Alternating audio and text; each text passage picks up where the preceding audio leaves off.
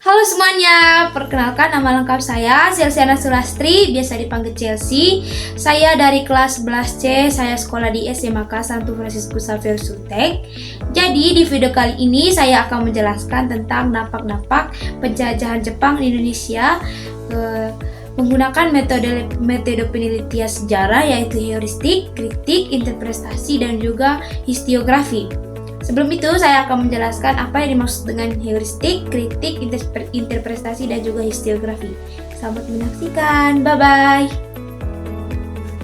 Jadi, teman-teman, heuristik adalah sebuah kegiatan mencari sumber-sumber untuk mendapatkan data-data atau materi sejarah atau evidensi sejarah. Terus yang kedua itu ada kritik. Kritik adalah sebuah metode taswir yang mempertimbangkan faktor historis dari suatu teks untuk dapat menggali maknanya secara lebih mendalam. Kritik yang membangun dari dalam sejarah yang didasarkan pada arti sebenarnya dari suatu kesaksian.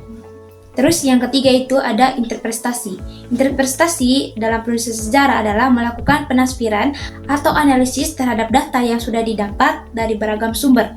Interpretasi ada dua macam, yaitu ada penguraian, ada analisis penguraian, dan juga ada sintesis atau menyatukan. Terus yang keempat itu ada historiografi. Historiografi adalah ilmu yang mempelajari metode penggambaran atau penulisan sejarah seperti asal-usul, riwayat, atau pengetahuan tentang peristiwa di masa lampau. Sebelum saya menjelaskan dampak-dampak pengaruh Jepang di Indonesia, sebelum itu saya akan menjelaskan secara singkat bagaimana awal masuknya Jepang di Indonesia. Berdasarkan sumber dari internet, yaitu modul kelas 11 Sejarah semester 2. Jadi awalnya itu serangan ke Pearl Harbor, yaitu pangkalan terbesar Angkatan Laut Amerika di Pasifik.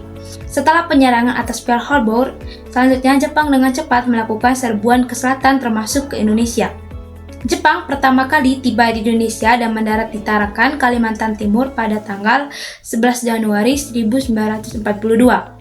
Selanjutnya, Jepang berhasil menguasai kota Balikpapan tanggal 24 Januari 1942, Pontianak tanggal 29 Januari 1942, kemudian Samarinda tanggal 3 Februari 1942, dan Banjarmasin tanggal 10 Februari 1942.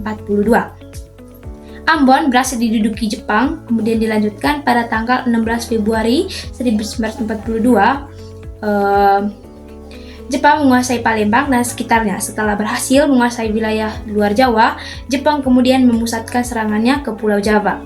Kemudian pada tanggal 28 Februari 1942, Jepang berhasil mendarat di 3 tempat sekaligus, yaitu di Teluk Banten, kemudian di Eratan Wetan, Jawa Barat, dan juga di Kragen, Jawa Tengah. Serbuan tentara Jepang ke Indonesia yang demikian besar dan cepat membuat tentara Belanda tidak mampu bertahan. Akhirnya, pada tanggal 8 Maret 1942, Belanda menyerah tanpa syarat ke Jepang. Sejak saat itu, Indonesia dikuasai oleh Jepang. Selanjutnya, saya akan menjelaskan tentang dampak penjajahan Jepang di Indonesia. Saya mengambil dari berbagai sumber di internet. Selanjutnya, saya akan menjelaskan tentang dampak positif dari penjajahan Jepang di Indonesia. Yang pertama itu pengakuan bahasa Indonesia. Selama pendudukan Jepang, bahasa Indonesia diakui sebagai bahasa resmi. Hal ini memberikan pengakuan yang penting terhadap bahasa Indonesia sebagai alat komunikasi yang digunakan secara luas oleh masyarakat Indonesia hingga saat ini. Yang kedua itu ada pengembangan industri kecil dan juga menengah. Penduduk Jepang mendorong perkembangan industri kecil dan juga menengah di Indonesia. Jepang mendirikan berbagai perusahaan dan juga pabrik di Indonesia yang memberikan peluang kerja bagi bangsa Indonesia setempat dan juga mendorong pertumbuhan ekonomi. Yang ketiga itu ada peningkatan akses pendidikan. Jepang mendirikan berbagai sekolah baru di Indonesia selama pendudukan mereka. Hal ini meningkatkan akses pendidikan bagi masyarakat, terutama bagi mereka yang sebelumnya sulit mendapatkan pendidikan formal. Selanjutnya yang keempat itu ada pemberdayaan masyarakat. Jepang membentuk pasukan pribumi Indonesia yang dikenal sebagai PETA.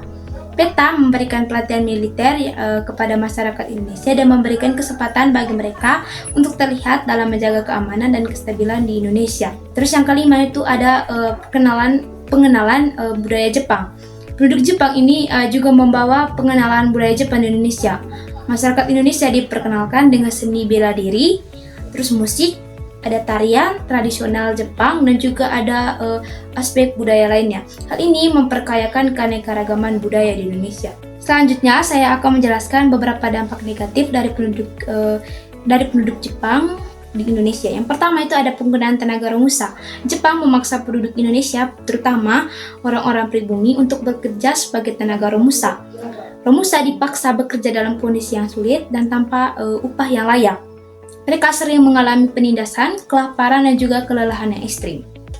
Yang kedua itu ada kelaparan dan kemiskinan. Selama pendudukan Jepang di Indonesia, Indonesia itu mengalami kekurangan pangan yang parah. Jepang mengambil sumber daya alam Indonesia untuk kepentingan perang mereka yang mengakibatkan kelangkaan makanan dan kelaparan di kalangan masyarakat. Banyak orang Indonesia mengalami kemiskinan dan kesulitan untuk memenuhi kebutuhan dasar mereka. Selanjutnya, yang ketiga itu ada kekerasan dan penindasan. Selama pendudukan Jepang, terjadi banyak kekerasan dan penindasan terhadap penduduk Indonesia. Banyak orang Indonesia yang ditangkap, disiksa, dan bahkan dibunuh oleh tentara Jepang dan pasukan pendukung lainnya. Hal ini menciptakan trauma dan juga penderitaan yang mendalam bagi banyak orang Indonesia. Yang keempat itu ada pemaksaan budaya Jepang. Jepang memaksa penduduk Indonesia untuk mengadopsi budaya Jepang dan meninggalkan budaya lokal mereka. Beberapa aspek budaya Indonesia dihancurkan atau ditekan seperti penghapusan penggunaan bahasa lokal dan juga tradisi lokal. Selanjutnya, yang kelima itu ada kerusakan infrastruktur. Selama pendudukan Jepang, banyak infrastruktur Indonesia mengalami kerusakan akibat perang. Jepang menggunakan sumber daya dan juga fasilitas Indonesia untuk kepentingan perang mereka, yang mengakibatkan kerusakan pada jalan, jembatan, dan bangunan lainnya.